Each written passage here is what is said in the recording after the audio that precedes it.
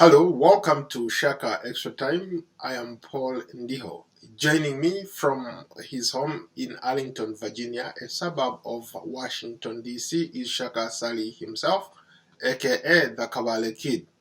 Hello, Ndugu Shaka. Hello, Ndugu Paul. How are you? First of all, as I often say, I remain simple, easy, and as some of my fans have often suggested, an awesome son of Mother Africa. I saw something that was posted about you on social media, and it's overwhelming. It's amazing how much a response we got from social media. People are talking about your retirement. Over 300,000 people commenting on a shot of you retiring. Well, that sounds interesting, but you're talking about quantity here when you talk about over 300,000 people responding to my planned retirement in a couple of months. But what about the quality of those comments? I would like to know a little bit about that. You'd be surprised to know that most of them wish you the best. They think that, like you accurately said, you are an awesome son of Africa. That's a very interesting comment, Ndugu. In fact, part of the reason I'm planning to retire on 31st May, I'm in fact doing this on my own volition. And the reason sincerely I am doing it, I think that I have had a great opportunity to make some contributions to the people of the mother continent of Africa and the diaspora. But I also think sincerely that it's time to essentially pass on the baton to the younger generation like you, so that you could also have the opportunity to get the platform to share your ideas, to share your generation's values and what have you. I gladly accept that baton from you, Shaka. And to your point, a lot of people say that you should not just retire, but you should perhaps figure out a way of continuing to do what you do, maybe giving inspirational speeches, motivational talks to different groups of people across the continent. I think I have told you once that in fact the only way I see myself retiring is when it comes to the time that I have to go 6 feet deep.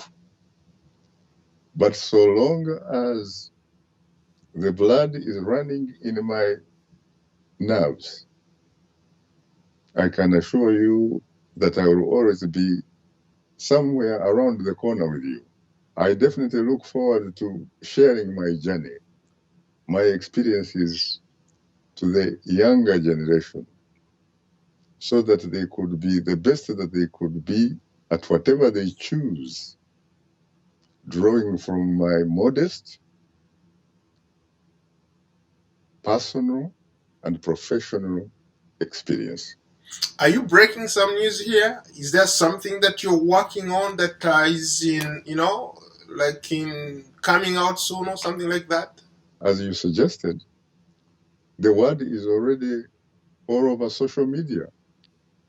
And I'm told that, in fact, it has also even made it to the traditional media on the African continent. So it's not that I'm breaking anything, really. I am left with very interesting. We are talking about 2 months and about 2 weeks to boot after my 29 great years with the Voice of America. Shaka, as always, you have my very best wishes. Whatever you decide to do, you have my support, 100%. So I could not be more proud of being your friend, your colleague at work, and for the things that we've been able to do together. I think you and I have done great journalism for the Voice of America. You've been very inspirational to me and so many other people. And for that, I want to say that thank you. You're most welcome, Ndugupora, and I have to say sincerely that for that, I am profoundly honored and exceedingly humbled from the deepest, better part of the bottom of my Kavali heart and soul. The world marked a 1 year anniversary of the World Health Organization's declaration of the COVID-19 pandemic. It's been a long time, Shaka. What lessons have we learned? What have we been able to do in the last year when most people were all like grounded and basically working from their homes? We have learned many lessons. But I think one of the most important lessons in Ndugupora that we have learned is that we have actually come to know that yes, we may be living in many different continents on this planet Earth. And those different continents may also translate into hundreds of countries. And yet, we have actually learned that the reality is we basically are interdependent. We depend on one another. I don't think that we could probably have learned this type of relationship and put it in a very clear perspective without an enemy, without an adversary, like the coronavirus pandemic. We have to be there for each other. And in fact, the circumstances require that we should get used to holding each other's back. You see, we have experienced at least 2 world wars. The first one and the second one, they basically originated from Europe. One could in fact say, and some historians have suggested, that in fact these were European wars that were dubbed world wars because they involved other people. But it was all about one country or the other trying to dominate the others, and by extension, the rest of the world. Now, during those 2 world wars in Ndugupora, countries had a choice. Countries had a choice, or at least they had to choose who they allied with. Now, imagine this were probably a 3rd World War, but a 3rd World War without arms, without tanks, without B-52s, without AK-47s.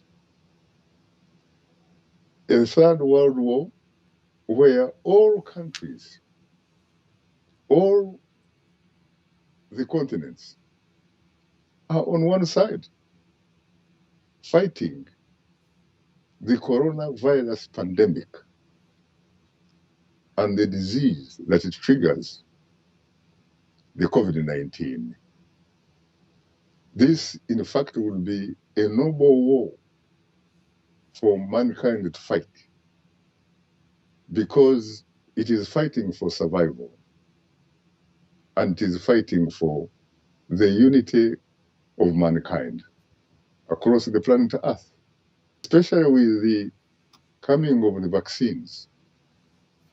If we do not waste time into pettish, parochial nationalism, but perhaps begin to practice what some experts have called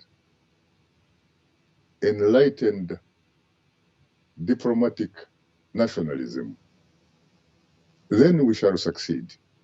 And we shall all succeed. Because what we need is to make sure that at least 80% of mankind has unfettered access to a vaccine. And once that happens, scientific experts say we then achieve herd immunity.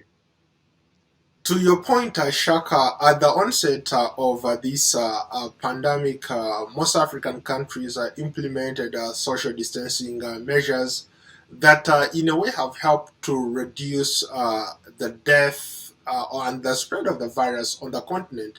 But there are those people who said that since then, most of those measures have been relaxed. People are going on about their business, but we are not yet out of danger, even though we are beginning to see some vaccines, being distributed across the continent. All that has happened, as you say, but with it has also come what some would characterize as the virus fatigue, the lockdown fatigue. And part of the reason, frankly, is that our lives have significantly changed. The other is the global economy is in a shambles. People do not have enough to eat. People are very insecure. They are looking for answers. But unfortunately for them, or fortunately for them, they should not look at having a vaccine and redeveloping or restarting the economies as two different things, because the two are connected. They are not mutually exclusive. They are, in fact, mutually reinforcing. Governments need to come up with policies that are geared towards defeating the virus. And once you defeat the virus, then you create a way, you create great, huge opportunities to restart the economies, which are badly, badly needed. Last week, when we were talking about the same subject, we talked about how wealthy countries are contributing to the World Health Organization vaccine sharing program, COVAX, the initiative that was started by the World Health Organization to help poor countries. But despite what these rich countries have been able to do, a lot of people are saying that it's still not enough. African countries are not going to get what they deserve at the end of the day. The contributions or the vaccines that we are looking at are only going to maybe go to about 20% of the population. What is going to happen to the 80% of the population in Africa? Because you just talked about herd immunity. How do we achieve that herd immunity if only 20% of the population in Africa is vaccinated against COVID-19? We have to do much, much better than that.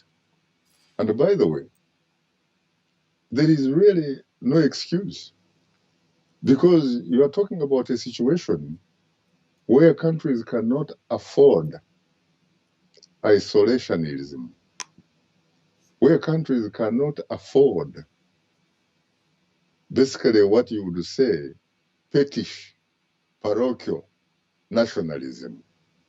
Because guess what? The virus does not have respect for borders. The virus does not have respect for boundaries. The virus, unlike you and me, Paul, does not need to go through the immigration dynamics to get a visa in order to be accepted to land in any country from one to the other. That is a given. And so you cannot afford, for example, to build a wall like the former US President Donald J. Trump tried to do in the southern states of the United States so that he could keep the people from Central and Latin America from crossing into the United States. That is not possible.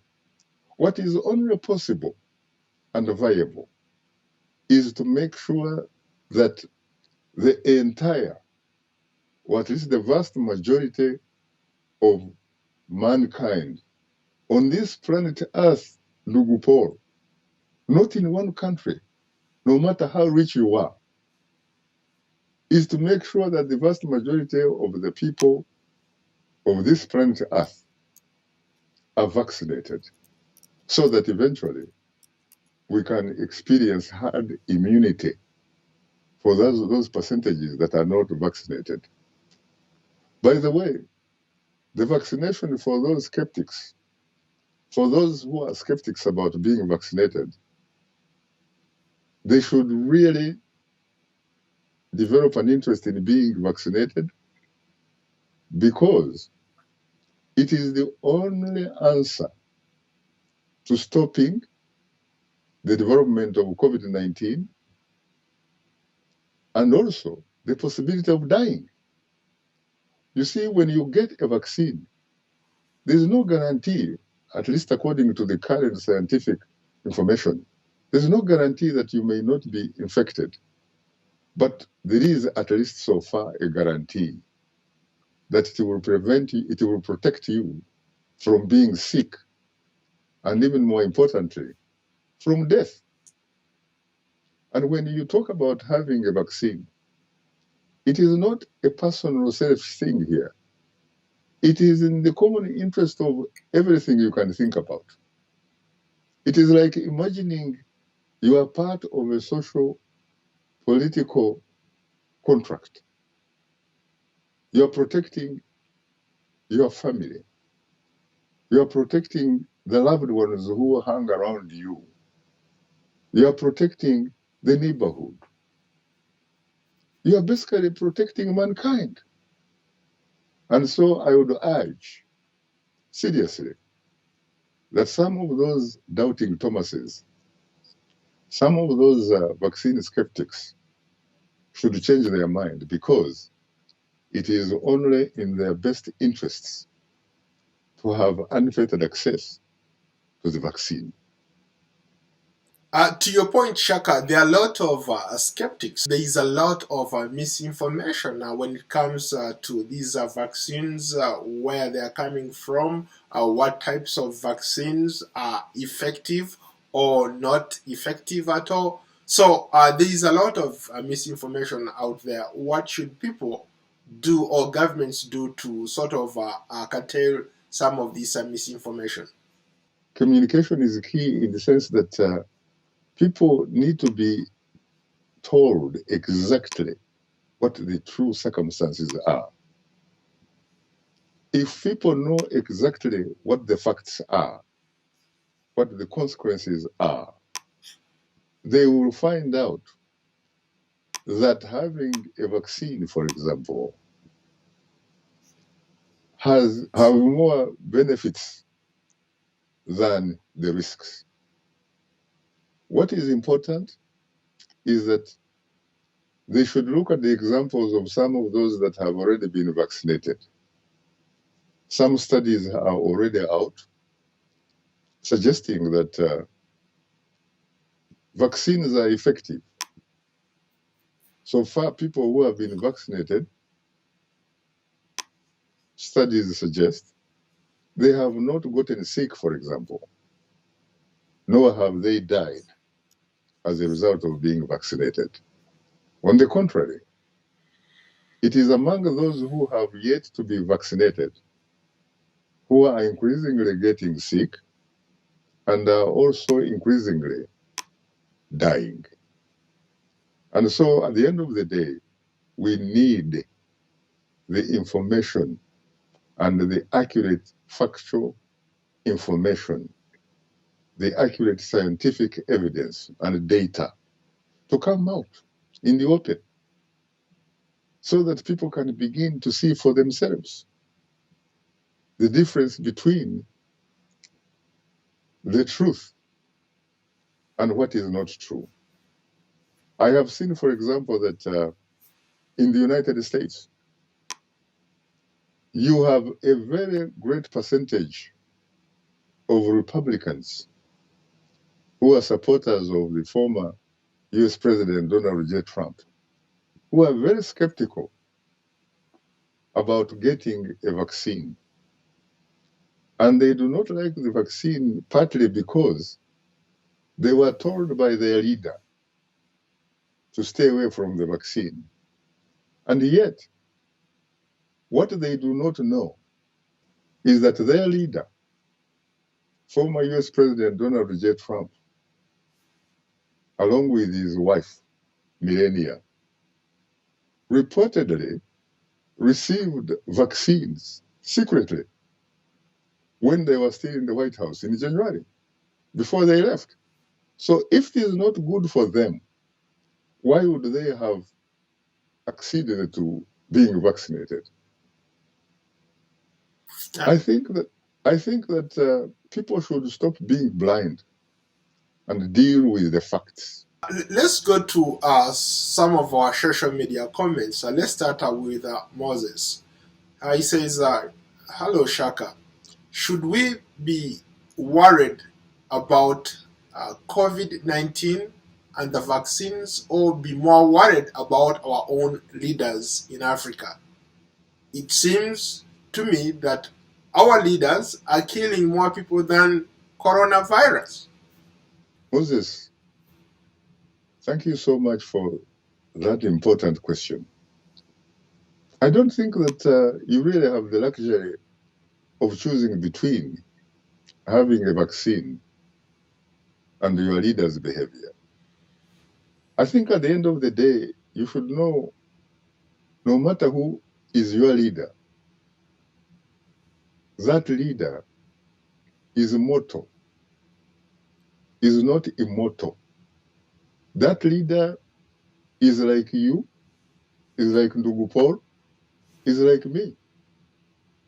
If, for example, he cannot access oxygen for 30 seconds, he's gone. He's history. If he's hungry, day in, day out, and does not access food, he's gone. If he is thirsty and does not access water, juice, he is gone.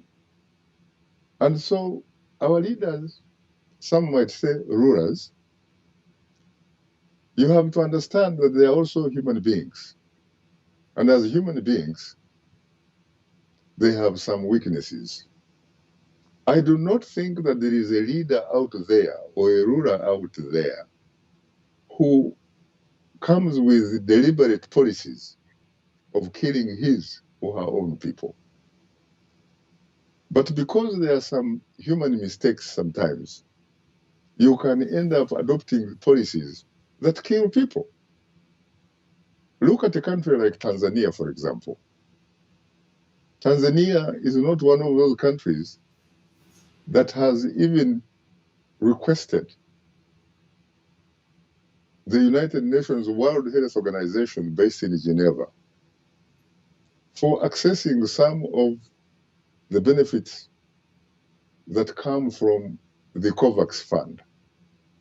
Part of the reason is that Tanzania earlier on stopped collecting and sharing the data with the World Health Organization. And when it came the time when countries were supposed to fill out some necessary forms so that they could request some help accruing out of the COVAX fund, Tanzania reportedly is one of those countries that never filled and sent its application. And so you wonder how the people of Tanzania are going to deal with the COVID-19 or the virus or the coronavirus pandemic.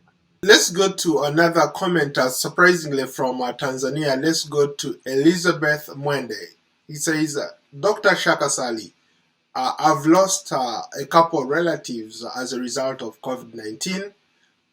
Here in Dodoma, and in other parts of Tanzania, people are dying of COVID-19. I wonder what it would take for our president, our leaders, to acknowledge that people are dying of COVID-19. Elizabeth, my sister, Ndugu Elizabeth, thank you so much for your question. And I thank you for your courage to ask that very, if not most informative question from the United Republic of Tanzania. I think the question by itself is informative enough for the listener. I think what the president needs to do really, if all the things that we are hearing are true, I think he needs to own up.